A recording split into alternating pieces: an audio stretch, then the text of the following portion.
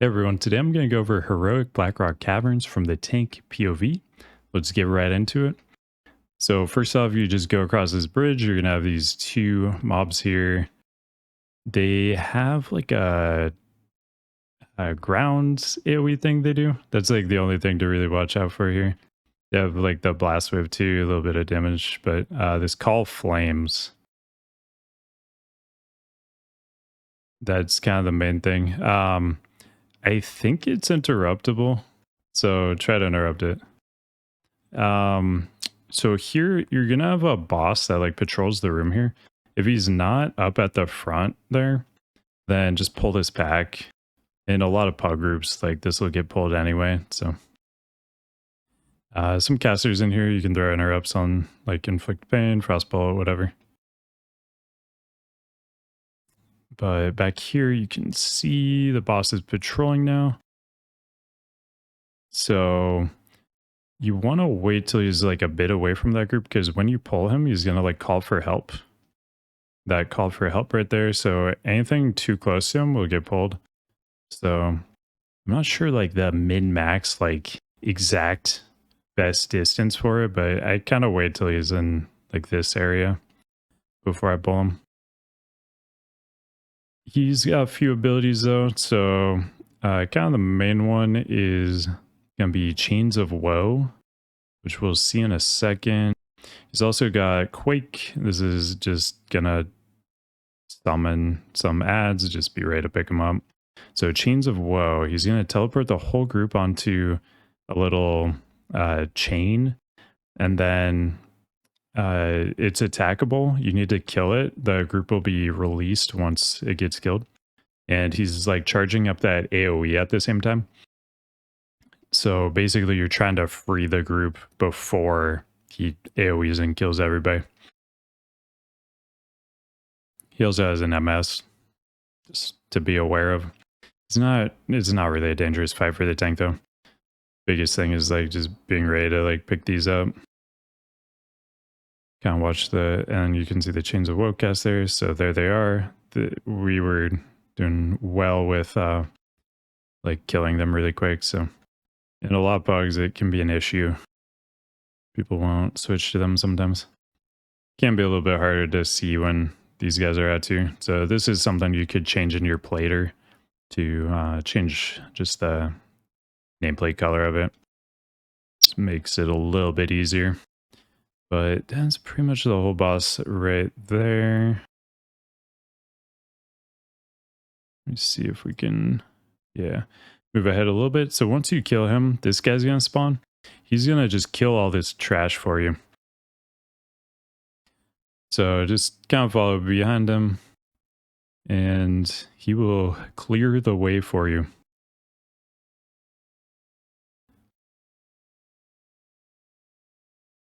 Up on this bridge, you can see there's quite a few guys, and yeah, just stay behind him. You will kill everything. A little too far. So once you get past that bridge, you just got some more flame collars. Just handle their little fire AoE thing. Same deal. Maybe it wasn't interruptible actually. Oh no. It seemed like I interrupted the first one, but maybe not. But big AoE, as you can see. Make sure you stay away from it. There's a patrol up here, so just watch when you're like jumping down here, and just watch for that patrol. Make sure you don't aggro it. You can, and I do this a lot, you can take this pull with both of these packs. It's a really big pull though, so that would be a pull you use like a lot of cooldowns to survive. But this is, if you're in a better group, that is a pull I do pretty often, is just all three of those packs at once. So this boss, kind of interesting. There's basically these lines going to these ads over here. If these stacks reach 100, it'll like just convert them into like a really powerful mob. So we're trying not to let that happen. There's also that cast interrupt. So basically you absorb these as a player, if you take 100 as a player, you get mind controlled and like turned into one of the mobs. So our goal is to prevent these zealots from getting 100, but also you don't want to get 100 yourself. So basically you take turns standing in it.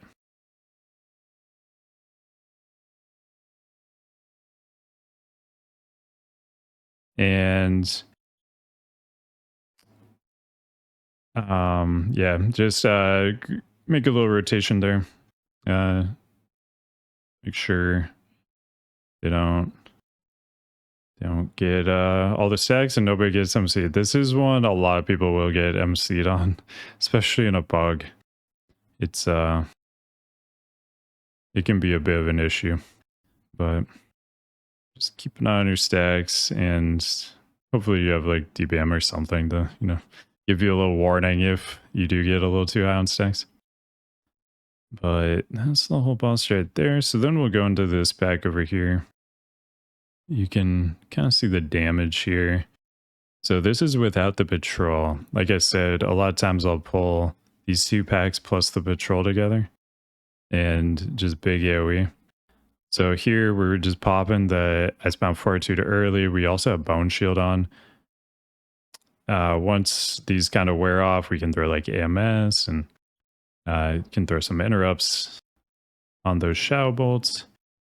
But this will be quite a bit of damage. So like especially when you have that 3rd pack in there. So if you are going to do that pull, just be like prepared. You need to like be preemptively using cooldowns, otherwise you're just going to kind of get melted. This is the typical jump you'll do. If anybody's a pet class though, the pets will like run around the side there and like aggro that pack up there. So just be aware of that. These guys, they can do a little bit of damage. So just be ready to deal with that. There's that I think it was Shadow Strike you can like interrupt. But just keep dragging this guy. Our goal is to like get down to this bridge because that'll start some RP that we have to wait for anyway. So we really want to like get down there ASAP. I'm being way too slow here. We really want to just like get there. So okay, now the RP has started. That's perfect. You can see it actually does like a bit of damage. So these guys, you may want to use cooldowns on, especially if you pull like 2 at once. I would definitely use cooldowns there. But our buddy, I think his name's Raz. Our buddy Raz is back killing mobs for us, but that's as far as he's going to go. He's just going to jump over this room. It's kind of rude. He could have cleared these for us, but he just jumps over everything. Here, this is a place you can potentially see a lot of wipes. So basically you got these fire elementals, and when they're nearby these little metallic guys, they will, bring them to life basically. Generally, you don't want to pull 2 at once. It's a lot of damage. You need to like really use cooldowns here, and the most important thing is the conflagrations, the fire elementals. Those need to be focused down because once they die, these guys, like the little guys, don't like matter at all. So this is a pretty rough pull usually. It definitely can be done, obviously. This would be a really good one to use army on, actually. Right now I'm targeting a Quicksilver too. That's not good. Really want to be targeting the conflag. But these little guys actually ended up just dying. So it worked out. But I believe this guy's supposed to bring them back to life anyway. I could be wrong. So I don't know. It might be a little weird on this server. But generally you want to pull just one of those at a time. The 2 makes it a bit more difficult. This guy's kind of interesting. So you'll take him into the fire here. It puts a stacking like damage taken debuff on him. So you'll kill him a lot quicker when he has like high stacks of this. But as he sits in there, he does more and more AoE damage to the raid or the group. So just kind of keep an eye on the group's health and move him in. Make sure you never drop the stacks of the debuff, because you do want him, like, you know, to continue taking lots of damage. So just keep an eye on the group. I could have moved him in a little bit quicker here, but keep in mind you're not necessarily going to be able to move him out immediately also. So don't keep him in there until like the group's solo HP that he needs to be moved out. You need to like preemptively be moving him, like kind of just predict when the group's going to take too much damage. So usually when the group's about half HP, I move out. That seems to line up pretty well.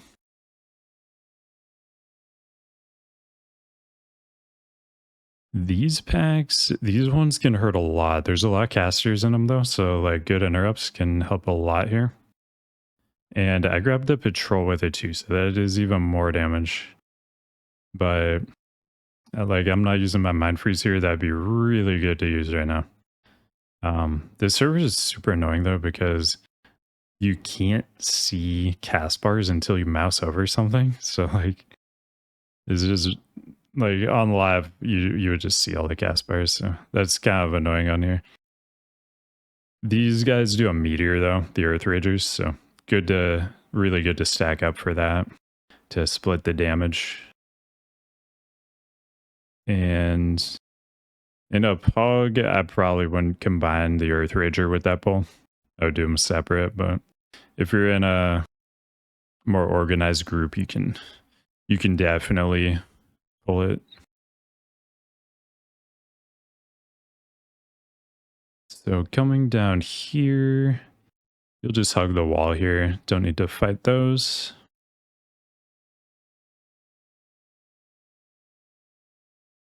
It actually pulled from like super far. I don't think it's supposed to pull from there. If you have a priest though, you can mind soothe. I think in other runs we skipped it, so I don't really know what happened there. But something to try, I guess, on live, see if it's skippable without soothe. And then same pack, just lots of magic damage. Make sure you use your interrupts. I'm not using mind freeze. That's super good. Just kind of use that on cooldown on those pulls. All right, so let's see, skip ahead a little bit.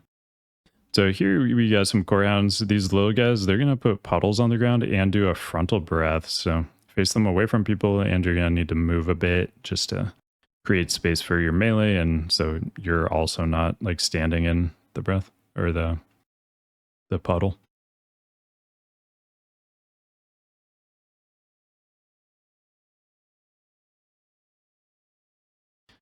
If you want to, you can focus them down first. Otherwise, focus down the boss, beauty. It'll charge and knock back people.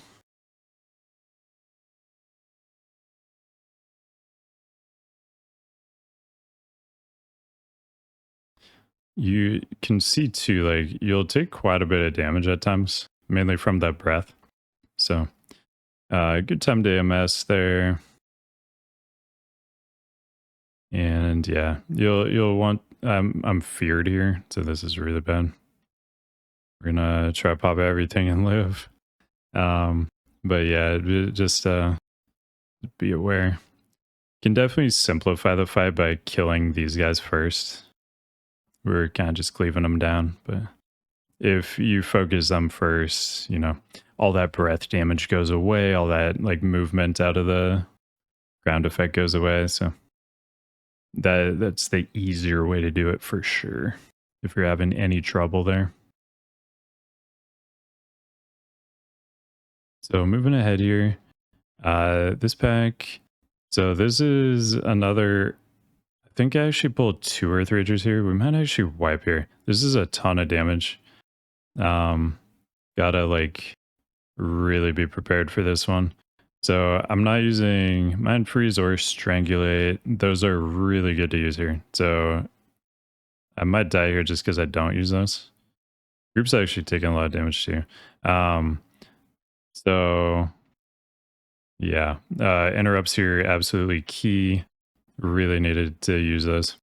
With good interrupts though, you like in a good group you can definitely do that pull, but I don't recommend pulling Earth Ragers with these packs if you're in a pug. I mean, you can see just how big the damage is, but lack of interrupts, that's a huge mistake. Definitely want to do that. And then that pull also really good army pull. So throw army there if you got it. That'd be really, really useful. So lots of mistakes there. That's a pull you can definitely do. Just needs to be played a lot better than what I did there. So when we came back, we just pulled them again because like almost the whole pack was dead. Not a big deal. Let's go back just a tad. So when you get close over here, our buddy Raz is gonna be back. But unfortunately, he will fail to kill the boss. So you'll just move forward. Raz comes in. You fight some people.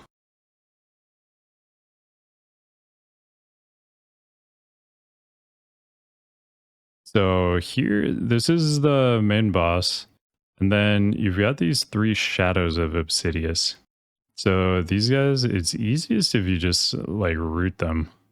There's, I'm not sure the whole list of effects, but there's a few effects that can like control them. But like root being a really good one. You can also just have somebody like kite them around too. Basically, they put like a healing debuff when they're on a person, but they'll like fixate people. I think they fixate the last person that hit them. I think they're like the blood council shadow orbs. So this is the easiest way to deal with it though. You just like keep him away, and periodically he'll teleport to one of them. It will reset threat, so be ready to taunt that. And you can see through the knock there, get some roots going. I have also just like tanked all of them and just like ran some cooldowns, like tanked through the healing debuff. So that's another thing you could try to do if you want to. But if you have roots, definitely helps. But that's the whole run right there. Also, I should mention at the beginning, there is, if you do wipe, there's a teleport that will take you further into the dungeon. So that's just like kind of a common thing in Kata dungeons is at the beginning, there's going to be a teleporter, and after you kill bosses, you unlock teleports further into the dungeon, so the runbacks aren't too bad. Always look out for those when if you wipe battle and you're running back. But that's the whole run right there. Hopefully this was helpful for you guys. Thank you for watching, and I'll see you in the next one.